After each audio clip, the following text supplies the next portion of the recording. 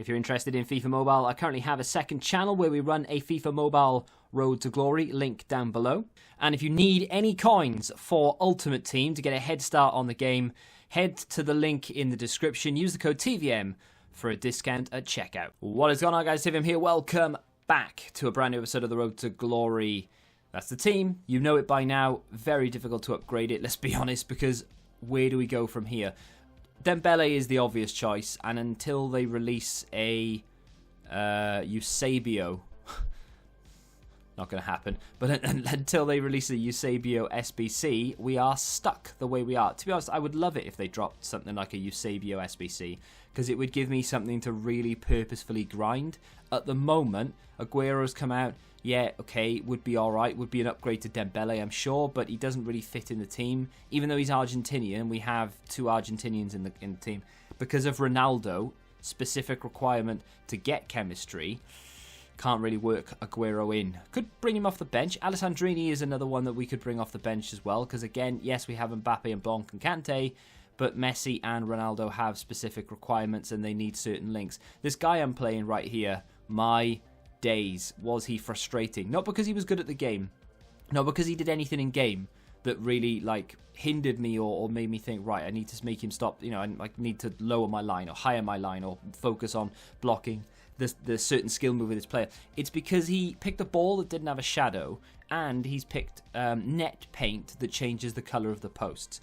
He will do anything, obviously, to try and put me off. The ball with no shadow is something that EA have addressed and have fixed for the most part, because most of the balls in the game have shadows now, so it looks like they're connected to the pitch. This ball, however, is one of maybe two that didn't. It was so frustrating. It gave me anxiety playing this game. It really did. Shard Schmork says, I wasted about 200k in those League 1 upgrades. They are not worth it. You can only pack Mbappe and Neymar, and the chances are too slim, and they're untradeable. Simply not worth it. I mean, do one or two to test the water, sure. And if there's a card you specifically want, maybe you could put, 100k into it if you've got 100k, and that 100k wouldn't upgrade your team by itself, if that makes sense. Then I understand it. And, some people get lucky because someone's got to pack them, right?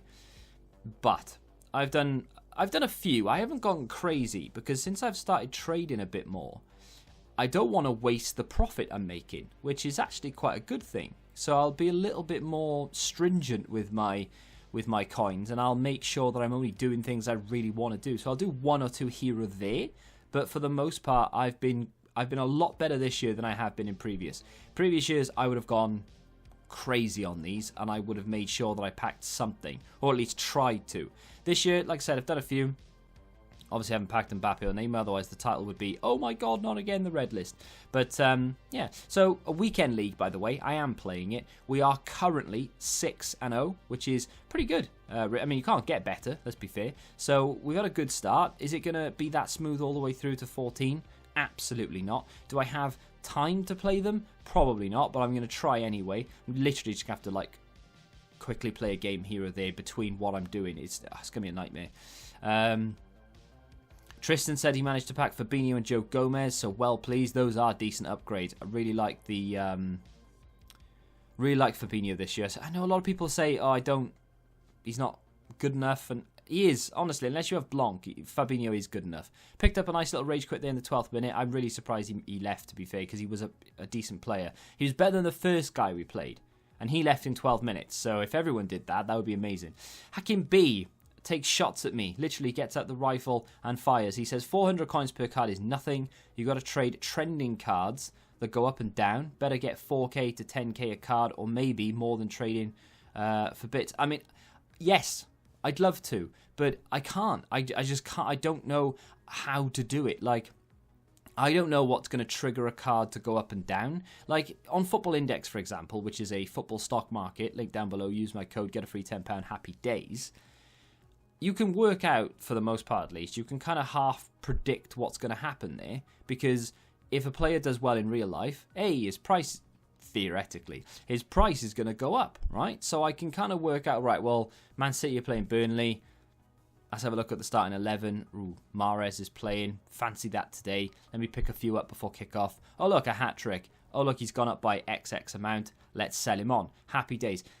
In FIFA, I don't know what triggers the market. I mean, for all I know, the only thing that triggers the market is, oh, this card is now 500 coins. Oh, now he's required in an SBC that they've brought out. Now he's worth XX amount. We can sell him on. How do I know what they're going to do?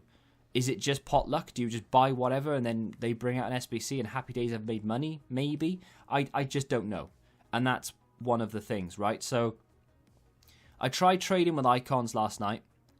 And I think I left it too late because the PC market, that is the biggest downfall of trying to trade. Trying to trade with shadows and things is easy, regardless if you're on the Switch, I'm guessing you can still do it. But on PC, I have to be wary of people don't buy and sell as often, and people don't make as many mistakes. This is a great pack to show you. It's a pre-order pack. It's the first time in a pre-order pack I've packed anything since the very first pre-order pack I opened. If you remember all the way back to episode 1, the very first pre-order pack that I opened was in-form Luis Suarez, which was insane. We haven't packed anything of any value at all until now, which is Mendy, who sold for 95,000 coins. So you cannot grumble, Happy Days. There was a glitch on my game for some reason where the cards disappeared. It was doing it for SBCs as well. I literally had to shut the entire game down and restart my client. But we went into this game and I was thinking, it's going to glitch out. Something's going to happen. I won't be able to see the players' faces or something. We managed to score from one penalty. This guy was probably the best opponent that I've played this weekend.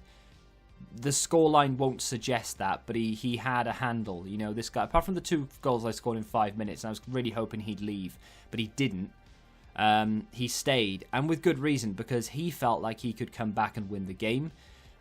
And he could have, to be fair. If things had gone maybe a little bit different, he could have. It doesn't look like he's that great, actually, because we go 3-0 up in 17, 18 minutes. Now I'm thinking, right, now's the time to leave. No, he didn't leave. And like I said, he didn't leave because he knew he could come back. Celtic fan says, oh my god, oh my god, oh my god. I'm sensing something big.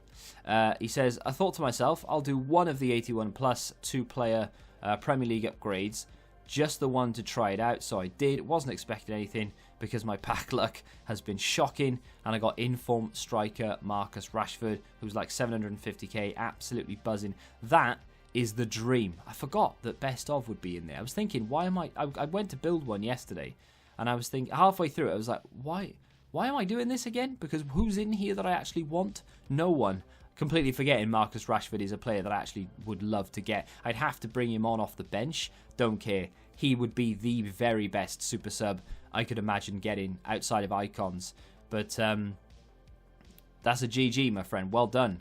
Well done. He also posts his team, which has been upgraded quite massively. Still running Ollie Watkins, though, which is questionable. I wasn't a fan of the inform. I mean, it depends which inform it is, I suppose, doesn't it? Actually, it's 84-second inform. Haven't used that one. Used the first one, and I can't say that I was a fan.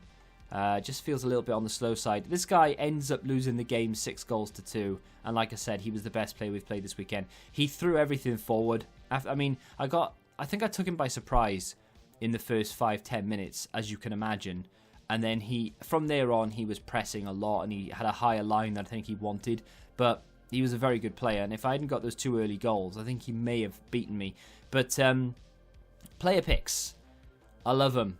I really do love them. And they've brought out the 1 of 3 gold, rare gold, which is a shame that it's not like a certain rating. This one was 82 plus. Fantastic. Do I recommend sort of diving into these? Absolutely not. I do not think doing these player picks, I wouldn't say it's not good value, because they are really good value, but the chances of you getting anything from them, you will be in the minority. Very much so if you pack anything good. I've done so many and I haven't really got anything good. This is the extent of the trading that I'm doing. I know I said 400 coins per card, but it's an average of 400 coins. More often than not, I'm making closer to 1,000. Those Marcus Llorentes, they're over 1,000 coins each. Awar sold, and I made nearly 2k on him. Any Klosterman that I tend to buy, I tend to make at least 1,000 coins on him.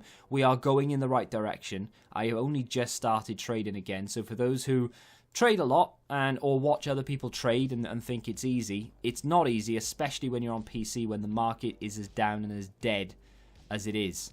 I'd love to be able to go and buy an icon off the market or whatever and then flip it for a bigger price. People just don't make mistakes that often on PC because the market is so low. Not low as in prices, but the amount of people on the market, they're just not there. So you don't get as many deals. There we are. Pat Nangolan in that 83 plus. It cost a lot more than that to do. Bit of a shame. And that's going to basically do it for today's episode. I have to play a lot more games. Tomorrow's episode, you'll see the conclusion, hopefully at least, of Weekend League, and hope I don't have to stop at Silver 1. And then any other packs that I do, and all of the profit that we've made from today, because I have a lot of things on the transfer list right now. You will see where we're at. Honestly, if I can trade my way to Neymar, we'll buy him and we'll put him in the team. Why not? We'll see what happens. If you have enjoyed today's episode of The Road to Glory, hit the like button, subscribe to the channel if you're new, and until the next time, goodbye. Join the Betting Rebellion and find out what your football knowledge is really worth.